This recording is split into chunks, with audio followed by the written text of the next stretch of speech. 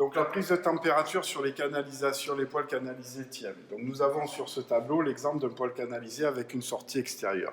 Comme vous pouvez le voir, vous avez la sonde qui est un accessoire sur votre tarif. Donc pensez quand vous installez un poêle canalisé à commander la sonde.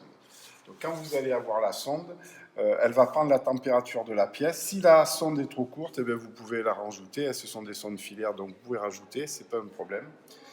Vous allez prendre la température dans la pièce. Donc comme vous le savez, pour qu'un poêle régule, quand c'est un poêle canalisé, il faut que chaque sonde arrive à la température demandée. Exemple, si là j'ai dans la pièce où se trouve le poêle, j'ai demandé 20 degrés, je suis à 20 degrés.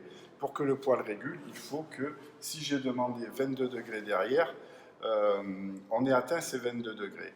Donc ça c'est la première solution qui est la plus standard et la plus recommandée.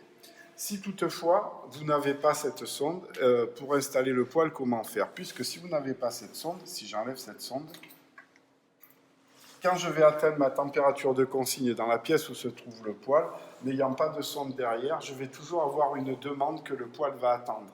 Une demande ouverte, c'est-à-dire que côté canalisation, mon poêle va continuer à tourner puisqu'il n'a pas d'informations qui sont données. Donc pour pallier au manque de sonde, je vais shunter ce port. Andrea, le technicien, va shunter ce port.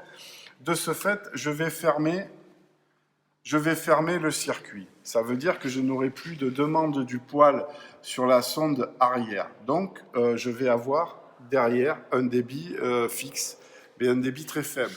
Ça veut dire qu'aujourd'hui, en faisant ce système-là, je vais avoir mon poêle qui va fonctionner de façon traditionnelle sur l'avant, et par contre, sur l'arrière, je vais avoir à ma bouche shuntée un débit très faible.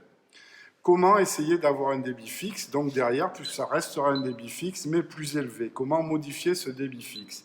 Alors, il y a une seule solution qui est très simple. Vous devez aller dans le menu technicien, paramètres ventilateur de la canalisation et modifier les puissances uniquement, modifier des valeurs sur la puissance 1 de la canalisation shuntée.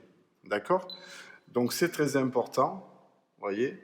Donc là, on va modifier ou augmenter les paramètres de façon à avoir un débit constant plus ou moins élevé. Et c'est impératif.